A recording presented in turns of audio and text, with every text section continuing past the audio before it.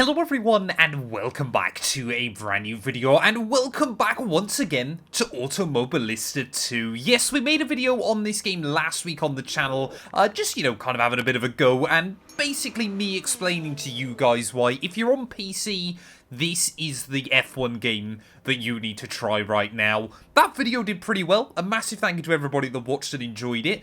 So today we are diving back in because a few of you were asking me to kind of do a bit more with this game. Now, some of you wanted me to race V10 Formula 1 cars, others of you wanted me to do some more modern racing. But I thought, whilst we're still in F1's winter break, we were going to take a step through time and kind of turn this into almost a kind of mini weekly series on the channel, where we're going to explore kind of each decade of what Formula 1 had to offer. Now, sadly, inside the game, there aren't any 1950s Formula 1 cars, but if you want to have an experience of what that's like, basically get in your bath, put some wheels on the side. That's basically what they were operating with. It was an absolutely crazy time. But somehow, the 1960s was probably even more dangerous. And luckily for us, Automobilista 2 has some 1960s Formula 1 cars as well. So this time out, we are going to be heading out in the Brabham BT26A from, I believe, 1968. I want to say. As you can see, we've got a couple of other cars available to us. You've kind of got the baseline Automobilista Formula Vintage Gen 2 Model 1.5, and then obviously you've got the second variant, and also the Lotus 49C. There are a couple of other vintage, Formula 1 cars from this era as well. As you can see, this was obviously before downforce had really been discovered. But today, we're going to take these cars to Spa Francorchamps. But not Spa Francorchamps, as you guys probably know, because today we're going to be racing on the classic historic layout that was used up until about 1971, if I'm not mistaken. This circuit is nothing like the modern layout, so I'm going to do a couple of laps just to kind of show you guys around, and then we'll dive into like a 3 or a 4 lap race as well. If that sounds good, get yourself subscribed if you want early access to these videos as well. A massive thank you to everybody that has joined the channel membership. It costs just £1 a month. You get early access to all the videos, your name mentioned at the start, and a couple of other cool little perks as well. But yeah, let's head out onto the circuit then, and give you guys an idea of just how utterly insane the old version of Spa really was. Well, I've got my heel and toe shoes on, ready for this one today, because of course, yeah, these old cars with the classic gearboxes, you've got to properly be careful on and off the clutch, but this might all seem very familiar to you for the start of the lap. Of course, you've got the endurance layout of the pit lane entry and exit, and then we're straight into a ruse. This is the very first corner you do on this lap. As you can tell, it's definitely not quite flat out. Guardrails right on the entry and on the exit of the corner, but yeah, that all looks fairly similar as you would expect there as we make our way out onto the, well, flat out obviously up through Le Combe, and immediately it's not quite a straight line that we know about in Formula 1 today. This has been normally obviously about where Le Combe is on this circuit, but instead of going left, instead of going right even, we are heading left and out into kind of the general Spa Francorchamps area. Now, this road actually still exists. If you go to the Grand Prix, this is actually one of the routes into the circuit. Obviously, if you're camping out or around the Le Combe area of the circuit, you get to kind of wave to all the cows and things like that as we make our way round. But obviously Spa nowadays, the longest track on the Formula 1 calendar at 7 kilometers. This layout is 14. And a lot of it, I mean, admittedly not in this car, but a lot of it now in a modern Formula 1 car, if they were able to ever able to race around here, would be completely flat out. Now, on this version, we do actually have the chicane as well, which is apparently very tight. So trying to get the throttle down on the exit there, and even trying to get it stopped into there, I think is going to be rather difficult. And then we head out onto the longest kind of straight section of the circuit as well. I mean, you can see the mini-map just on the top right-hand side of your screens. You can kind of see where modern Spa is in comparison, but this layout is ridiculous. Almost 300 kilometers an hour, 180 miles an hour as we make our way down here. And I had no idea how much confidence I could carry through the chicane that time round. I think it wouldn't quite be flat out in this car, but it would certainly be pretty close as well. Almost at the end of Sector 2 already. Yeah, your Formula 1 lap times are completely out the window. And I'd argue this, again, is one of the scariest corners on the circuit. I mean, you've got no downforce. You're just sliding the car around as you try and tip your way through. But a very, very banked corner to bring you back up in towards the final part of the lap then. Still doing in excess of 125 miles an hour. And now pretty much between here and towards the end of the lap, again, you're close to flat out. On other versions of Spa that I've done on other games, the chicane doesn't even exist here either. So you're just basically nearly flat out right from the hairpin kind of just at the start of Sector 2. Oh, and the rest of the lap as... That is kind of an idea of just how dangerous this place is. And of course, Formula 1, back in the 60s, that's you dead. Like, genuinely, that's one moment you're fine, the next, it's lights out, you're gone. And probably I'd argue that crash was slightly undramatic because the car would have caught flames and everything. This place is ridiculous. I mean, luckily on Automobilista as well, we can get ourselves some access to some instant replays here, so this should give us a rough idea of what went on. I mean, the car looks stunning, doesn't it, as well? But as we make our way up, yeah, just a little bit optimistic, skim the guardrail, front end dug in, into the wall, rear wing gone, and we're going cartwheeling. All you can see is one of the wheels fly off as well. Damage model, that's another thing. Automobilista 2's damage model, much better than F1's as well. Why can't we lose the rear wing still on an F1 game in 2025? Oh, well, we'll have a quick look. I mean, you get to see all the rear suspension doing its work as well and everything like that. But yeah, just nudged the wall, dug in, and then we're going to go for a horrible, horrible barrel roll there. Right on the nose as well. I mean, this thing isn't much more than a bathtub on wheels. But I managed to lose both rear wheels in that moment. I'm just trying to make sure that I actually get a couple of laps under my belt so I know where I'm going around this venue, to be completely honest. But, I mean, yeah, the other issue you've got, of course, is the brakes just do not warm up. Where, I mean, admittedly, you're not having to use them much. It says a lot when Eau Rouge is one of the biggest braking zones around this lap. But, yeah, as we make our way then up in towards the final sector once more, I mean, this thing is constantly moving around underneath you. Automobilista does a really, really good job of kind of allowing that, you know, gives you a really good feeling of what's going on underneath. But it just makes you so nervous that the car, you know, it could step out at any moment, especially at these kind of ridiculous speeds around this venue. Obviously, this was the corner last time around where I made a bit of an error, so I'm going to take things a little bit more easy this time through. Just down into fourth gear then, as we make our way back up. So this is pretty much now about where you come back onto the modern version of Spa as well then. So obviously this is out of the end of Sector 2.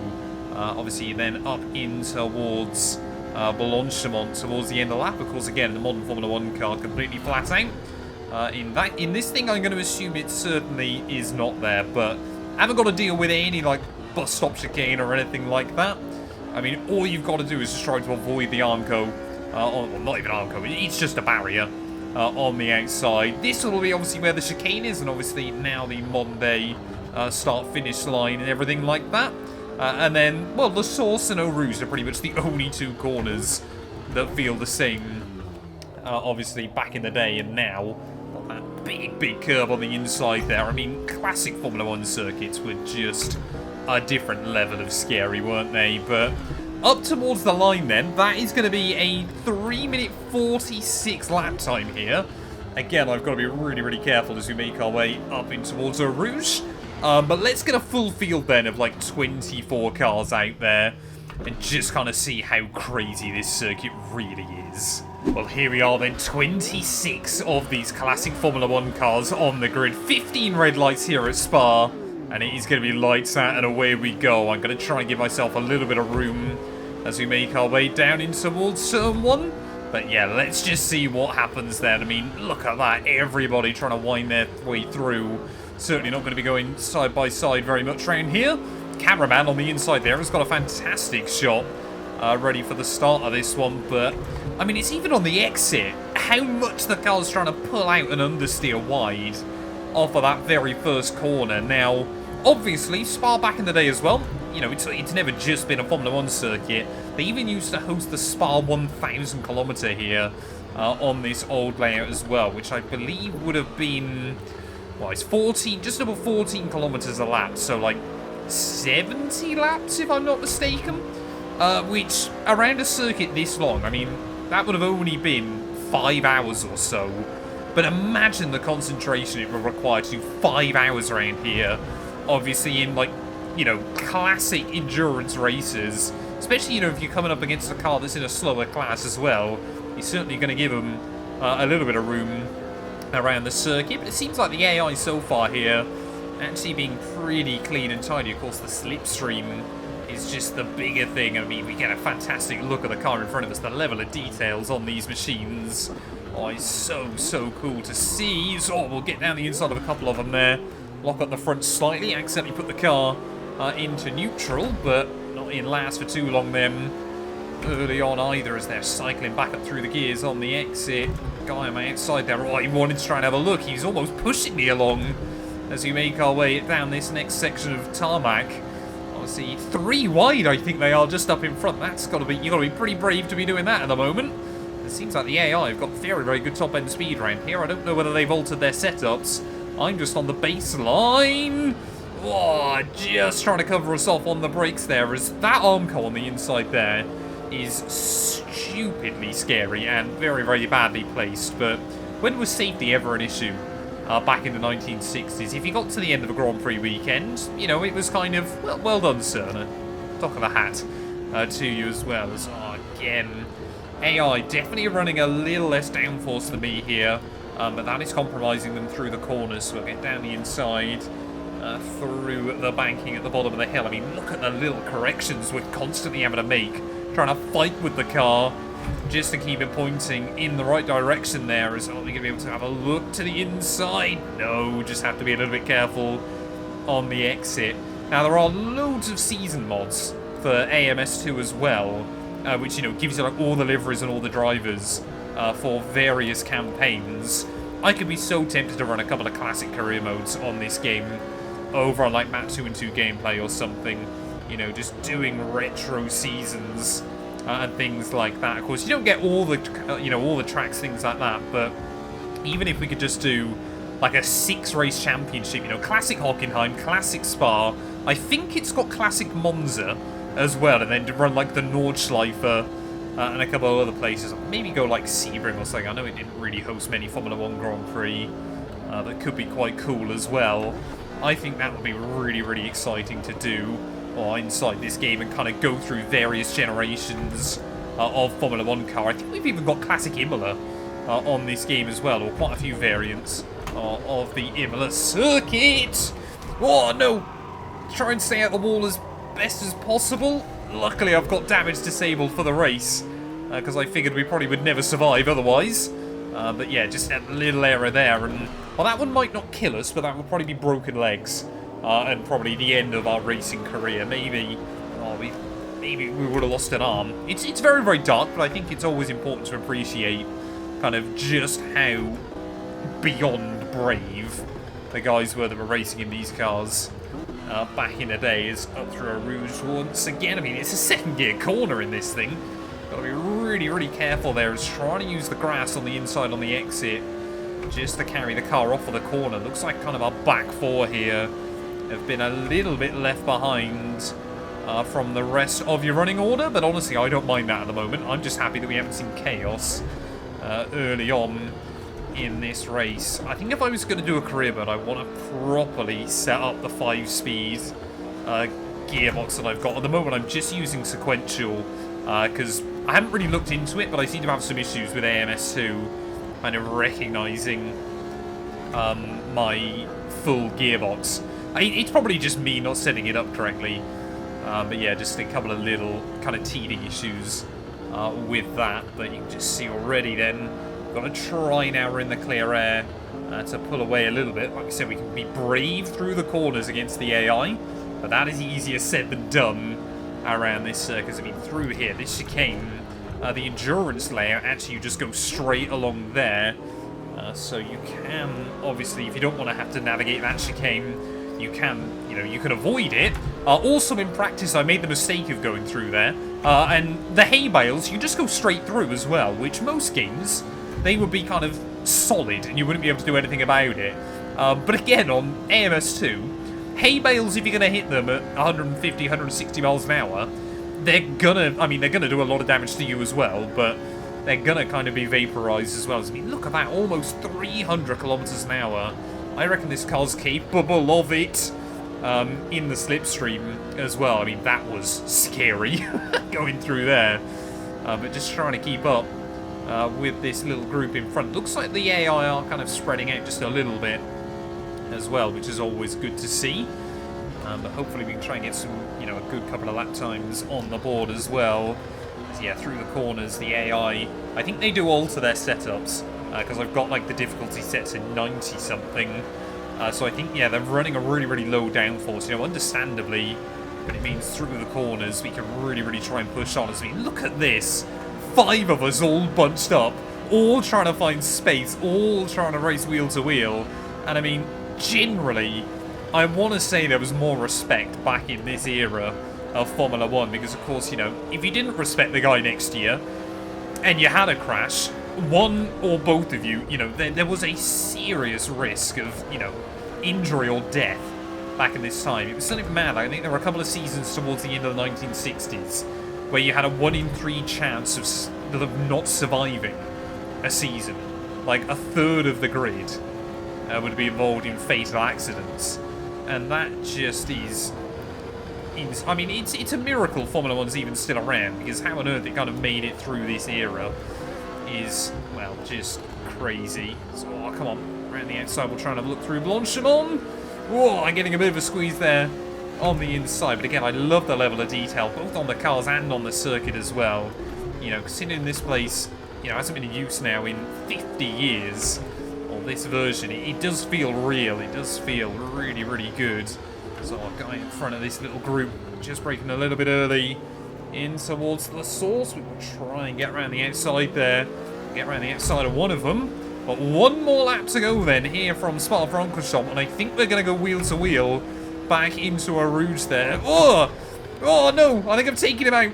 He just came across my nose and broke there. I don't know if he saved it or whether he's gone, but certainly not what we needed to do. Go around the outside of another one, up through Eau Rouge and on the exit of Radion, but that was certainly not the plan I had in mind there. We're up into P19 though, so we haven't even made that many places. But again, look at how quickly the AI come back at me. That low downforce setup really, really working for them around the circuit. I got no idea what that last lap time was, but I think it was a decent improvement. So, oh no! Just blipped the clutch at the wrong time. Come on, keep it going, keep it going, keep it going. There we go. I mean, that one probably would have been race ruined, a wheel ripped off, but hopefully wouldn't have been too bad for us. It worries me that I'm having to justify how bad a crash would have been had I done it. I mean, again, you had to be beyond mad to be racing back in this generation. But the fact that Automobilista simulates it so well, and, you know, you kind of get that sense of fear, you know, and you're able to do this kind of thing. As I've said before, this game is the ultimate F1 sandbox, and I love it so, so much. This is why I want to kind of do more races and a few other bits and pieces with it. Like I said, when the career mode drops, hopefully, I believe, in the next couple of months, and I'll definitely have to try and have a look at kind of what we can do there. As again, I mean, you're just fighting the car, trying to get on the throttle. Those massive tyres, I mean, they don't provide much grip. Tyre technology has certainly come a long way in the half-century since these cars as well, but what kind of speed then can we reach down here? I think the AI are going to be doing in excess of 300 clicks through this section of road. We are just a little bit away from that at the moment there, but yeah, I reckon they are just about topping out. I mean, 300 kilometers an hour is what, about 184, I believe? Try and carry as much speed as we can through there, get into the slipstream to make our way down the hill. This will be our best chance of big speed here. 297, 300 clays! 308 kilometers an hour, banging off the red line. I mean, that is, even in sim, that feels utterly, utterly ridiculous there. As we're trying to have a look around the outside as well, claim those couple of places back that we lost earlier on in the lap then. But, I mean, yeah, there's battles up and down the order, of course, with the slipstream. You know, it does allow the AI to kind of stay bunched up fairly well around this circuit as well. And obviously, you know, a couple of iconic moments from the circuit. Obviously, Jim Clark in the rain, obviously winning here by an absolute landslide as well, despite running into gearbox issues late on in the race. But up in towards the final few corners, we're going to go then. I mean, we're still, even after doing a few laps here, I still don't feel entirely confident around this venue. But what an experience. Like I said, imagine doing this in the rain, which again, or AMS2, you can do that if you want to. You know, just the thought of aquaplaning at any moment around this circuit just absolutely scares the life out of me. But up and towards Blanchimont then, one final time here. Oh, that was optimistic.